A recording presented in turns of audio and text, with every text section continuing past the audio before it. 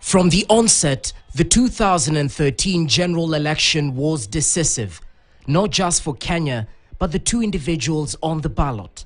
President Uhuru Kenyatta and his deputy William Ruto were on a joint ticket, and they shaped their campaign in such a way that their cases at the International Criminal Court became a major issue and formed part of the campaign. Their 2013 struggle was emotive, to say the least, coined in a way that voting for the duo was voting against the International Criminal Court and the crimes they were facing. Kenyan self-respect seemed on the line, and Kenyatta and Ruto successfully exploited that. Sisi tumekubali ya kwamba tutafanya kazi pamoja na hiyo koti. Tumeelewana? Lakini lazima pia wajue na waheshimu ya kwamba sisi pia tuko na katiba. Tunaelewana? Haiwezekani iwe Ruto yuko nje na mimi niko nje. These two were indicted in after the violence that happened, and after that, of course, they used the narrative that the International Criminal Court was an imperialist court, and by so doing, Uhuru and Ruto coined or made the narrative of the election around the anti-ICC sentiment, which almost broke down the relationship between Kenya and the West. But of course, you can see just prior to the elections, the former US ambassador who was overseeing the African policy, I think that was Carson, who even talked about choices of consequences. That was to the extent that showed the extent to which the relations between, what we call geographical West and the supposed, had Uhuru and Ruto won the election, this would have really ruined the relations. With regard to who is facing the international court, and mostly it is Africans and other third world countries. But Americans have not been tried. Western Europeans have not been tried. South Africans are saying, well, apart from Nuremberg trial, there's not been much of European tried. So they said this thing is set for Africa as opposed to a global court that is assessing the world. That was the argument, and that argument appealed to most African countries. South America were really supported of Uhuru Ruto not going through there. As the polls drew closer, the Obama administration's top official for Africa, Johnny Carson, issued a thinly veiled warning which appeared to contradict the stand taken by the then US President Barack Obama on the elections. The choice of who will lead Kenya is up to the Kenyan people. The United States does not endorse any candidate for office, but we do support an election that is peaceful and reflects the will of the people. Carson, during a conference call about the vote, said that Kenyans were free to pick their own leaders, but that choices had consequences. Choices have consequences. We live in an interconnected world, and people should be thoughtful about the impact that their choices have on their nation, on their region, on the economy, on the society, and the world in which they live. Choices have consequences. Kenya need to understand and be very clear on really the thinking of America. America principle, America development, America policy is based on human right and liberty for all and the rule of law. And that is the policy that govern America. And so when the expression came down and people say choice have consequences, you become president with a tarnished reputation, with so many people who died and suffer, then the country as a whole will have to pay. That was the message from Johnny Carson at that particular time. The Western concerns about Kenyatta's candidacy seemed to provoke a backlash. This international crimes is not a small feat. And by so doing, and of course we know this court is based in the West. So in general, the West had reservations about the candidature of Uhuru and Ruto at that particular time, which in effect endeared Uhuru and Ruto in the country. So they were able to make this as a narrative, anti-Western narratives, to woo a lot of support within the country. Once in office, the cases commenced, but not for long. With their ICC cases stalling due to lack of compelling evidence, one would wonder whether this formed the basis of Uhuru's initial abrasive nature with the West. There was no collective focus on these are the people we don't want to become president. There was nothing like that, that they didn't want Uhuru to become president or Ruto to become president. What was happening is the imagery. What a criminal person. We've been talking here a lot about Sonko. America talk about Trump. How can this kind of person become president? The nature of foreign policy is very dynamic. So after he had won the elections in 2013, with again going back to the anti-ICC narrative, you could see him trying to win new allies. And these new allies included looking east. The indicted Kenyan leader looked to the east. Beijing congratulated President Kenyatta for winning the elections and Kenyans for voting peacefully, indicating that it looked forward to close cooperation with Nairobi and the president-elect when he takes office. This was a very different approach. 4 months after being sworn in as the commander-in-chief, President Kenyatta began a visit to the country that was fast becoming Kenya's biggest economic engine. It was not the United States, one of Kenya's biggest aid donors, nor was it former colonial power, the Great Britain. It was China. So Kibaki was the first president to really look at East and say, what can we get from China? How can we benefit? So Uhuru went East full throttle. Knowing that the West are going to sand them, they're going to have a hard time. Kenyatta's choice of Beijing as one of the first places outside Africa to pay an official state visit to since his inauguration in April 2013 spoke volumes about China's growing presence in Kenya. According to diplomatic analysts, this highlighted Nairobi's strengthening focus on its Look East policy. China and Kenya are comprehensive, strategic, and cooperative partners. In recent years, under the strategic guidance and personal attention of President Xi Jinping and President Uhuru Kenyatta, the broader China-Kenya relations have reached new heights unmatched in history. The Look East policy is not necessarily a creation of Uhuru Kenyatta. If you look at President Mwai Kibaki's foreign policy after his win in 2002, 2003, he began embracing the East by looking East. And we saw a lot of contracts going to the East and so on and so forth. So it was not a new phenomenon under the Uhuru Kenyatta presidency per se. But as you put it, it's true that it became more aggressive. And again, using the anti-ICC tag, you can see them embracing the Chinese, the Russians with those state visits, as you have said. And this, to a great extent, did not go very well with the traditional West.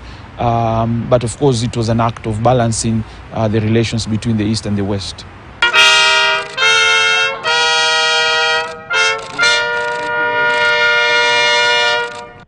Given what had unfolded over the past few months in Kenya just before the elections, it was not surprising that Kenyatta chose China as well as Moscow, Russia, before Washington. Both China and Russia remained silent over allegations that President Kenyatta and his deputy William Ruto committed crimes against humanity at the time of Kenya's disputed 2007 elections. During Kenyatta's visit, Kenya and China exchanged vows of friendship and spoke of widening economic and political cooperation at talks between President Kenyatta and Xi Jinping. This signaled Beijing's growing interest and presence in the continent. China always appreciates Kenya's invaluable support wherever China's interest is concerned, including Kenya's firm commitment to the One China principle. The diplomatic toasting at the Great Hall of the People culminated to the signing of deals worth $5 billion, with China committing to build a railway line and an energy project. This was just the beginning of long trade ties between the two countries that birthed huge infrastructural projects like the newly launched Nairobi Expressway, SGR, China's flagship investment project in Kenya, which connects the port city of Mombasa with Nairobi, among others. But the deals didn't come without challenges. President Kenyatta's administration largely took loans from China since 2014 to build roads, bridges, dams and power plants. This started after Kenya became a lower middle income economy, locking her out of highly concessional loans from development lenders such as the World Bank and IMF. The Bank of China loans to Kenya have been a key issue during this electioneering period, with Beijing being accused of being a predatory lender which is engaging in debt trap diplomacy. China is not. A brief response. You see, Kenya owns less than 20% of its external debt to China. China is not, to the Chinese creditors, China is not Kenya's biggest lender. Labeling China as the main creditor or singling China out in the debt debate, debt narrative is clearly an overstatement. A basic economic exchange is willing buyer and willing seller, okay? And so if you're weak, you're easily going to be exploited. When you talk about econometric without anything else. We're benefiting in relationship and infrastructure with China. Why I'm saying benefiting, it looks like a huge debt that we have accumulated, where we need to be very careful. But it is very visible what they're leaving behind. This is ours. The highway system, the houses, the way they're built, they're ours forever and ever, and we have to pay for them. You know, concessional loans and sometimes grants. If you look at other examples like Zambia or Sri Lanka, we have seen this argument of the debt trap diplomacy, because what the Chinese are doing is actually giving very good loans and not looking at other issues such as human rights, democracy and the like. But as a scholar, I tend to also see this is also double standards in the sense that the IMF and the World Bank also did similar, gave similar loans with very damaging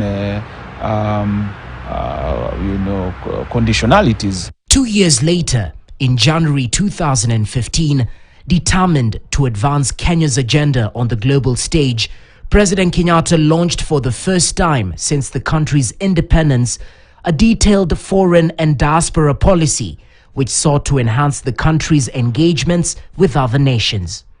We have redefined our foreign policy to ensure that it properly supports robust, reciprocal, bilateral and multilateral relations in trade, taxation and investment. We will be on the constant lookout for opportunities all over the world that it can increase the prosperity of our people and their businesses. Particularly, we will target new economic powers and more traditional economic partners who are seeking to increase our trade and investment relations. When all the dust will settle, when all the politics are out, President Uhuru Kenyatta is going to be known in Kenya as the man who put Kenya on the world map, regional map and global map. Let me say this. Our gross national product, when you compare to the region of East Africa, we are $110 billion. The entire region of East Africa, including DRG Congo, is $240 billion. So Kenya is almost half in terms of our ability economically for the East Africa. We're almost half of that. We are also, when we talk about global firepower, that is the military term for your military capability and everything. We are much more superior than any other country in East and Central Africa. This could be one of the biggest legacies under the Uhuru Kenyatta's presidency, to cement and have a written document. That doesn't mean that Kenya did not have a coherent foreign policy. On the contrary, it's now that they were able to have a well-written and documented framework that guided Kenya's foreign policy, which is, of course, a big legacy of the Uhuru Kenyatta presidency. Kenyatta's foreign policy was pegged on 5 pillars: economic diplomacy, peace diplomacy, environmental diplomacy, cultural diplomacy, and diaspora diplomacy. In the past 10 years, the Kenyan president has perpetuated an unblinking business-led foreign policy in the region and abroad, playing starring in the play. I think when all is said and done, and we can say it, when all the sun falls, even now in the current politics, President Kenyatta will be known as the most outstanding foreign policy leader for this country, way surpassing his father, way surpassing Moi, surpassing Kibaki, because of his careful crafting, his move in terms of foreign policy. He has been lauded for his aggressiveness towards championing Kenya's foreign policy, unlike in 2013 when he displayed a harsh tone towards the West. After the launch of his foreign policy in January 2015, President Kenyatta seemed to have softened his stance on the Western countries. So Uhuru moved back now and become much more comfortable with America.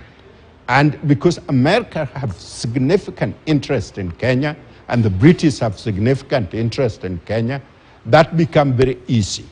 Now, then what I was saying earlier, under Bush administration, when they went to The Hague, it was not American picking and punishing 2 people. It was the principle that ran American foreign policy, which is for civil right and a country of law and order. Almost a year after his first visit to the US as president in August 2014, President Kenyatta welcomed the then US President Barack Obama in Nairobi for a 2-day official visit.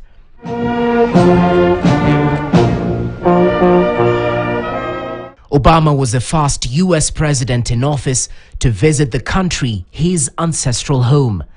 This visit offered the clearest indication of the continued warming of Kenya-US relations, which had sunk to their lowest depths in early 2013 with the election of Uhuru Kenyatta as Kenya's head of state, despite warnings from US officials that voters should not elect someone facing crimes against humanity charges at the ICC. America had no interest in punishing Kenya or punishing Uhuru or Ruto. Then later on, Uhuru find that. And so what Obama was saying, Obama was interested in Kenya prospering, moving to middle class, and everybody benefit. And Kenya then become a strategic partner of the United States. The United States and Kenya elevated their relationship to a strategic partnership in 2018. Kenya is a critical U.S. security partner in the region, especially in the fight against terrorism. Kenyatta has met both President Donald Trump and Joe Biden at the White House.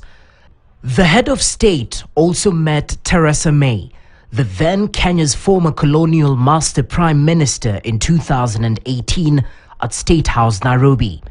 The Kenyan leader complained that no British prime minister had visited Kenya for 30 years, delivering a diplomatic rebuke to Theresa May.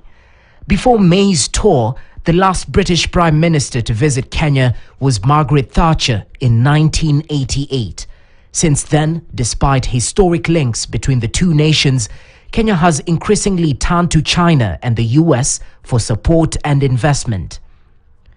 This balance between the East and the West has seen Kenya remain on the global stage, influencing key issues, especially on climate change and peace and security. In February 2022, Kenyatta was named the chairperson for the Committee of African Heads of State and Government on Climate Change. Kenyatta's foreign policy also gave attention to the South-South cooperation, with Kenya partnering with her African counterparts and other global South countries in the economic, political and social spheres. Well, this is actually through the framework of the ACP countries, that's the African, Caribbean and Pacific countries, and they have been able to do this through improved trade relations. For example, they have worked through the EPAs, the External Partnership Agreements, which enable South countries in the global South to have some sort of bargaining advantage as they trade with their counterparts in the West. So to a great extent, this is also a legacy of Uhuru Kenyatta's presidency, where we see closer ties and closer cooperations with countries within the global South in terms of trading, in terms of doing business, in terms of selling their products in the countries in the global West and finding markets. So in essence, we see that President Kenyatta's foreign policy has largely been driven by that desire, again pegged on the economic diplomacy pillar, to increase markets and of course to increase markets and trade in countries in the global South. The biggest trade partner for Kenya has been Uganda, next door. And now Tanzania is coming up very well. Very soon we are going to have DRG Congo trading, which has a vast potential, trading with Kenya. And so what we need to understand is that, look at area by area, just take Kenya as a whole. There are areas that produce potatoes. There are areas that produce banana. There are areas that produce coffee and tea, etc., etc. There are areas that provide fish. And so when we know that this area, this land, its potential is to produce tea, then we maximize from that area, from economic standpoint. And areas that produce other things, we maximize. So then we are now able to trade with each other, then trade with the rest. And so that's what Uhuru is focused on as far as Africa is concerned. Let us have open borders. Let us have open air with Ethiopia. Let us have exchange of knowledge and technology so that we can upgrade Africa. Kenya engineers can work in Nigeria, they can work in Ethiopia, they can work elsewhere. Ethiopia's engineers can work in Kenya and improve. And with that kind of exchange, Maina, you will not have what you call predatory behavior like what we are having with China right now. However, critics mocked Kenyatta that in the process of advancing Kenya's agenda internationally, he made too many foreign trips, with some seen as unnecessary, and State House was accused of including joyriders in the delegations. Well, in terms of soft power, diplomatic visits are very important. these foreign visits and meeting foreign dignitaries, meeting your contemporaries are important. But of course, we also understand the economics of it, which sometimes could be very costly, doing these foreign trips. If I can just jot your memory, if you look at the presidency of Magufuli, for example, he did very little foreign visits, and critics were also saying that the man was spending so much time in the country and not wooing investors and all that. So there are ways in which we can look at the cost-benefit analysis. For me, I think international or foreign trips are very, very important, and Kenyatta made several of them, which we can see he was able to woo potential investors into the country. The image of the country was also enhanced in terms of what we call public diplomacy, and of course increasing the soft power approach. But of course, there are those critics who say that much of this can be done by ambassadors who are residing in these countries. But I also believe that the president is the chief diplomat of the country. By him doing these foreign trips are also very beneficial, because he meets with his contemporaries, is able to convince business investors, and so on and so forth. But in general, they were more beneficial than what critics would have otherwise have argued.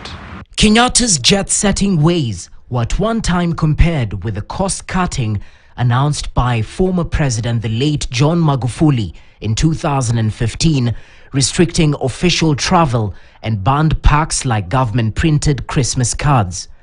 Kenyatta made more than 161 foreign trips since he became president in 2013. Kenya was yearning for a regional leader. Kenya was yearning for a foreign policy person by the time Uhuru came in. And his first 5 years was preoccupied with the politics and domestic issues.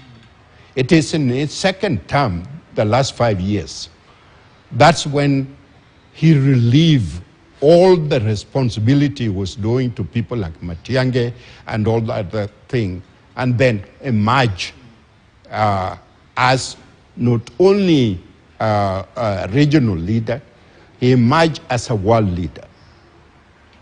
So whatever critics say, a lot of it is people who don't understand where the status of the world is and where Kenya need to go in the future.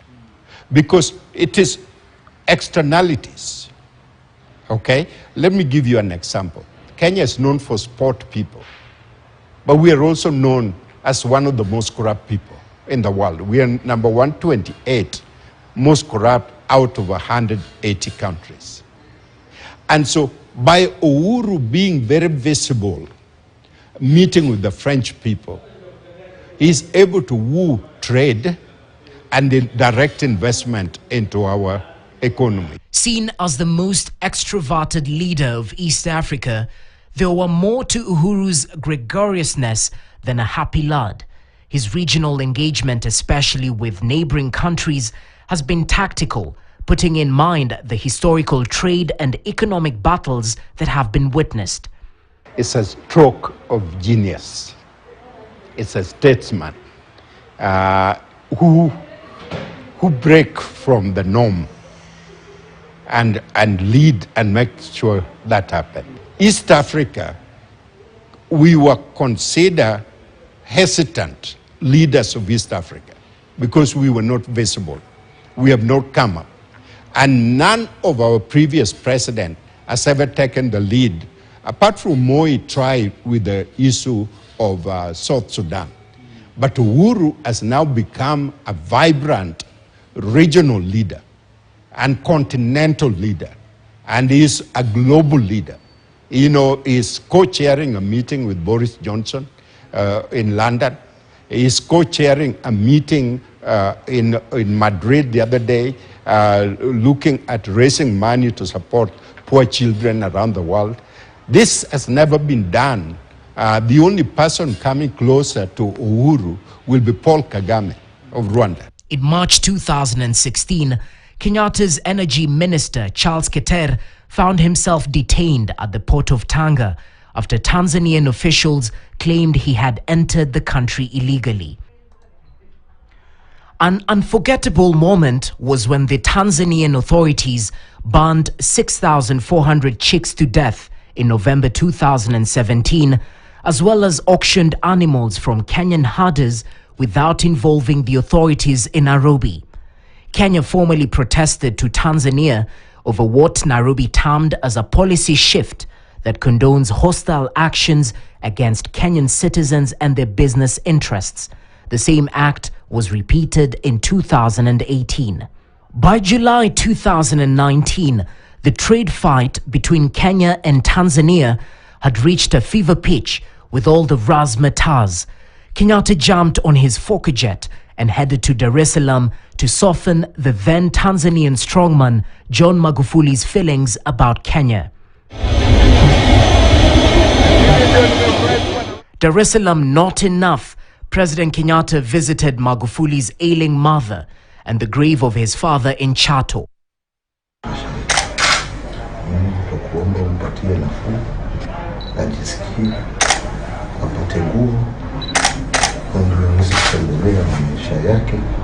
So instead of Uhuru playing the childish, kiddish kind of chess game by saying you stop chicken from coming to Kenya, we are going to do this to you.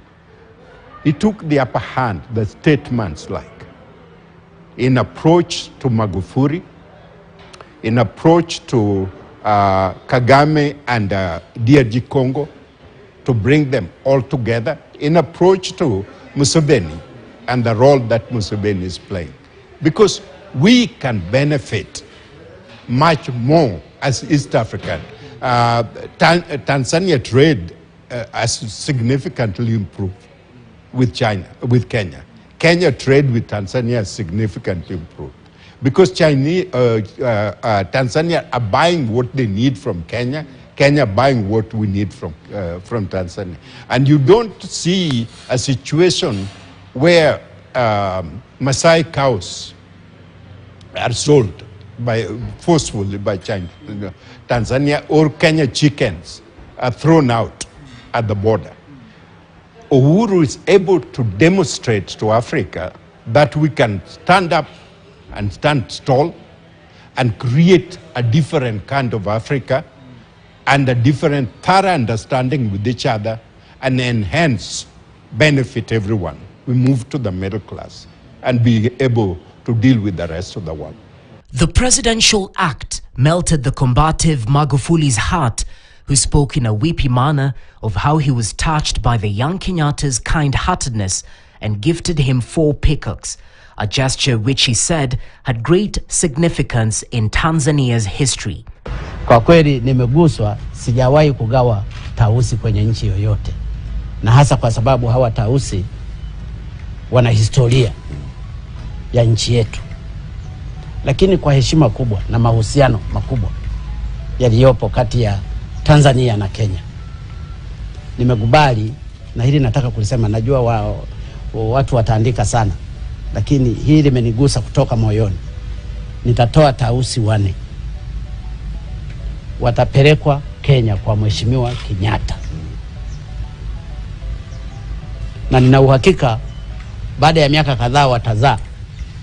Watakapozaa wale wana atanirudishia. Wale wengine watabaki kule. Kwa hiyo nitatuma watu wangu, watapeleka hawa tausi.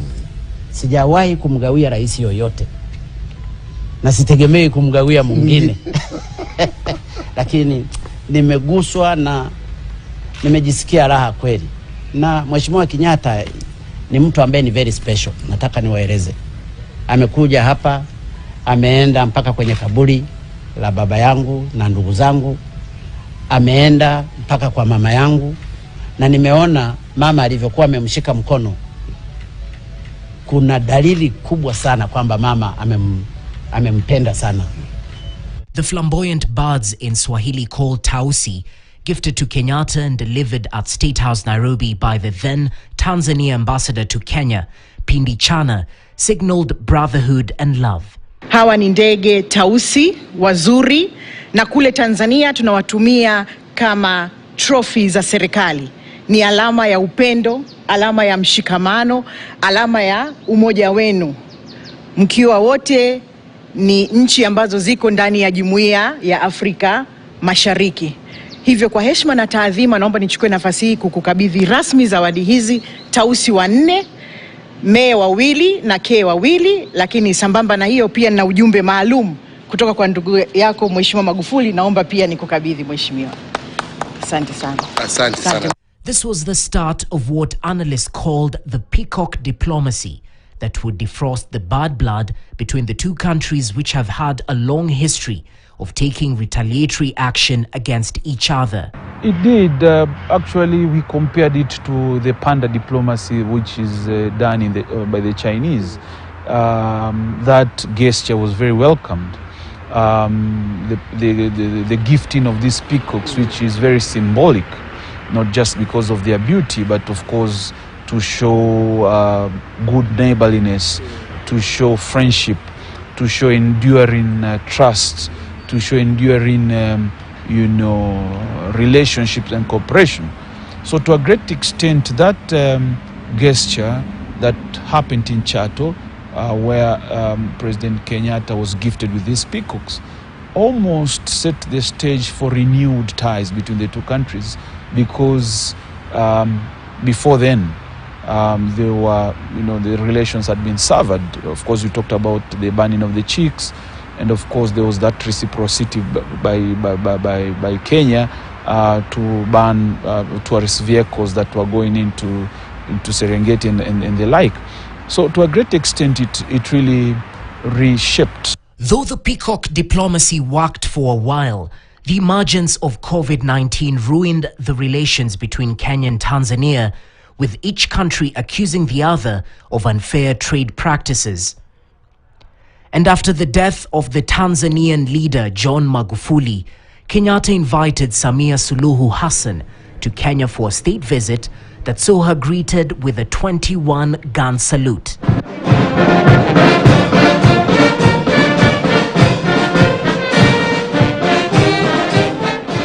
The exchange of pleasantries culminated to a new beginning between the two East African countries. In the region, it was signature for President Uhuru to hug his peers and give them backslaps when they met home and away. How are you? So nice to see you again. How are you? I'm good, I'm good. Nice to see you again. Long time. How are you good? His most hearty hugs and backslaps were handed out to Rwandan President Paul Kagame, Ethiopian Prime Minister Abiy Ahmed, and curiously, newcomer Democratic Republic of Congo's President Felix Tshisekedi. As well as Journalist and regional analyst Charles Onyango Obo analyzes Kenyatta's style, saying he was less handsy with Uganda's President Yoweri Kaguta Museveni, but accorded him the reverence of an elder. Kenyatta handled South Sudan's fragile president Salva Kiir like a delicate pot. As president, Uhuru was East Africa's champion hugger and backslapper. This style allowed him to leverage soft power and steward the ever-expanding business interest of corporate Kenya in the region. And too often, pandered home, Kenyatta seemed to find refuge in East Africa. The result of Kenyatta's led foreign policy saw him unlock doors for companies like Equity Bank to enter the Democratic Republic of Congo. He also helped the telco giant Safaricom, East Africa's most profitable company, to gain a foothold in the lucrative Ethiopian market. In foreign policy, we look at the personality as a key determinant of a country's foreign policy, what we call the individual perspective of a leader, which includes mannerisms, behavior, character, and belief systems, and all that all constitute the individual, what makes the individual. And for Kenyatta's personality, as you have rightly put, it was very embracive and very welcoming, to the extent that he greeted his guests with a firm handshake, with a hug, sometimes with very welcoming, hosting them for state, state functions and all that, inviting, heads of state to domestic holidays like Madaraka Day, Jamhuri Day, all of which were very important in terms of appeasing or making Kenya known to the rest of the world. If you look at it, this really endeared the president in the continent. You can recall that during Magufuli's funeral, for example, he stopped during the Azan prayers in the afternoon at 1 o'clock. And this really showcased the personality of Uhuru Kenyatta in terms of his character and personality, and how he was able to endear himself to the people. So we look at, in foreign policy, we look at the individual mannerisms and how the person is shaped, and the character, what we call idiosyncrasies, really influence how a country does its foreign relations. Historically, the people who have succeeded, exceed or excel in this diplomacy display that kind of relationship. Barack Obama, for example, hug everyone and pat people on the back and do everything. Ronald Reagan was one of the most conservative American president. He's formal when he's formal. He's easier to understand. He laugh a lot. I connect with the people. Uhuru connect with the people personally. Now, whatever happened, diplomacy has many phases. First phase is the greeting itself, which send a message. Is this the kind of person I want to do business with? The second one, of course, is the mechanical, where you're getting on all the things that you need to document and everything. But when you can complete the first phase with that kind of warm relationship, it goes a long way to complete the next phase of your diplomatic process. So Uhuru has excelled in that, and I think that's the role he will continue to do, and I expect him to do during, Uhuru will not go on retirement. He will become the Obasanjo of Africa. So he will become an African ambassador where any hotspot, any conflict, you will see Uhuru invited to go in as eminent African fellow to go and solve. And that is a very important development for Kenya, because we never had anybody like that. Notably, just like President Kibaki, Kenyatta pushed a neutralist don't rock the boat policy with the rest of East Africa. Perhaps this explains why there were more peace meetings held in Nairobi during Uhuru's presidency than in any other East African community capital, hence complementing his peace diplomacy policy. When South Sudan descended into deadly war again in 2013, the warring parties met in Kenya's capital under Uhuru's watch to talk peace. And when the horrors of the Tigray war against the Ethiopian government eventually forced the adversaries to yield to negotiation, the Tigrayan rebels suggested that Uhuru hosts the peace talks with Addis Ababa, a move that was highly backed by Washington. Uhuru has become preeminent leader of the region, which means he has gone beyond East Africa. He can be seen as neutral by both Tigrayans and Abiy when they are fighting, when he went there. He convinced the Americans that you don't need to impose any sanction on Ethiopia right now, because what you're inviting Russia to penetrate and provide armament to Tigrayans to find the Ethiopian government, which is fragile. And so he's able to convince the American policymakers behind the scene to understand what really needs to happen in Africa. He's been able to send a very powerful message to African leaders that, look, if you are Museveni, I respect you, as an elder. But at the same time, we need to look at the interest of East Africa and what work. And Museveni is able to sit down with him.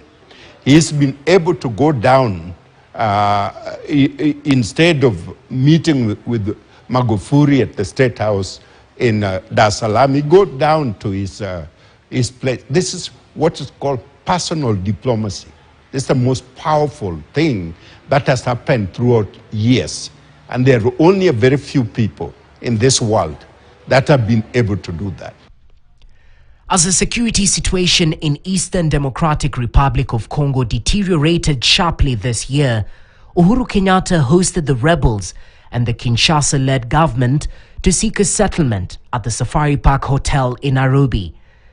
And as he exits the stage, the East African community handed President Kenyatta, as its former chairperson, a peace mediator role in the DRC conflict. After 10 years of the constitutionally mandated time in service as Kenya's head of state, President Kenyatta leaves the stage having morphed from fighting off the highest possible crimes under international law to being a darling of the region and the world. He leaves having moderated on regional peace, served as chair of the East African Community, held various positions within the African Union, including assuming position as the chairperson of Africa Leaders Malaria Alliance and the AU Climate Change Committee, and even led Kenya to chair the United Nations Security Council. Jesse Rogers, KTN News.